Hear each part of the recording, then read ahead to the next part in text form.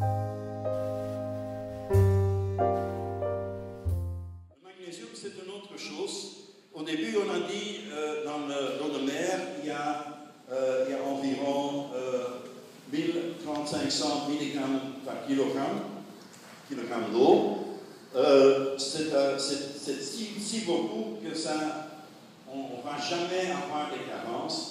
Eh bien, à cette époque que c'était publié dans une publication scientifique, nous avons déjà commencé à faire une préparation avec du magnésium, car j'avais un client qui a fait du bleaching dans les corails durs, et nous avons préparé ça avec une bonne de magnésium. Et c'est un produit qui marche très bien, et on a du bleaching quand il y a moins de 900 mg par litre.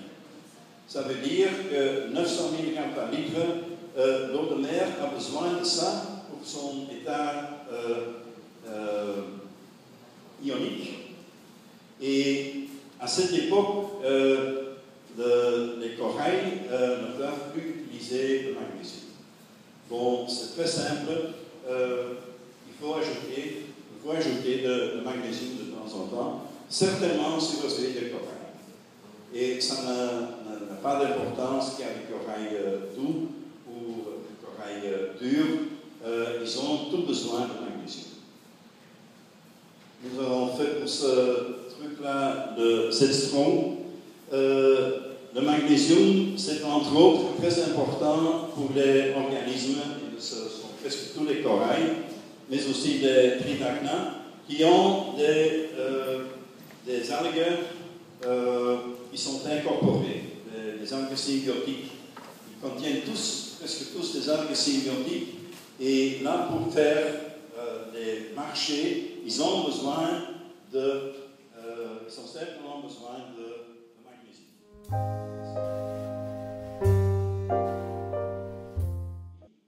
Il y a du magnésium dedans, mais aussi de manganèse, de fer, deux trucs qui sont aussi très importants quand il y a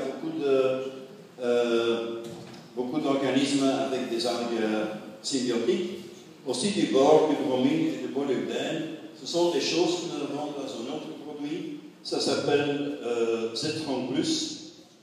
Et c'est aussi ici, c'est.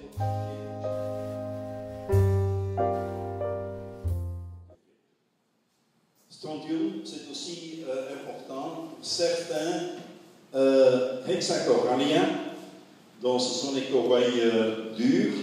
Les hexacoralliens, c'est simplement parce qu'ils ont dans les polypes, il y a 6 points. Et ce sont surtout les acropora et les montipora qui en ont besoin. Mais nous avons fait des essais et presque tous les corails durs peuvent avoir, ou ils bénéficient d'une don de temps en temps de strontium. Le strontium, c'est aussi un métal alcaline terreux, mais c'est quelque chose qui fait le calcaire dur. C'est la dureté du calcaire, c'est réalisé simplement par le strontium.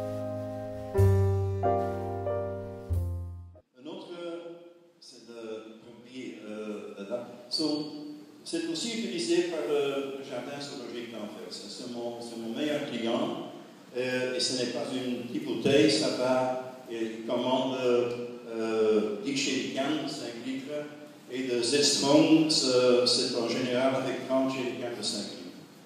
On commande ça chez moi. Mais ce sont des choses qui sont valables.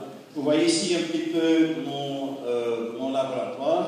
Dans mon laboratoire, je peux estimer 50 paramètres de l'eau ou du sol. Et de cette façon, nous avons fait des choses très intéressantes, des découvertes enfin très intéressantes. Un autre produit, c'est iode. C'est un halogène. L'halogène, c'est quelque chose qui fait beaucoup d'interactions avec les autres minéraux. Et c'est pour ça que ça disparaît aussi. Donc, il faut aussi ajouter de temps en temps notre produits pour augmenter le iode. Certainement, si vous avez des Xenia, des Anthelia, Clavularia, mais aussi des algues marins. Il y a beaucoup d'algues marins qui contiennent beaucoup d'iode. Le Fucus vesiculosus, le varech, il contient 0,10% de son poids sec en iode. C'est beaucoup, hein?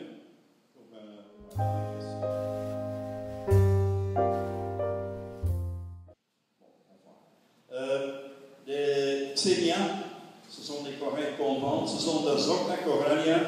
Tu peux voir là qu'il y a 8 points, 8 bras enfin sur des polypes, mais aussi des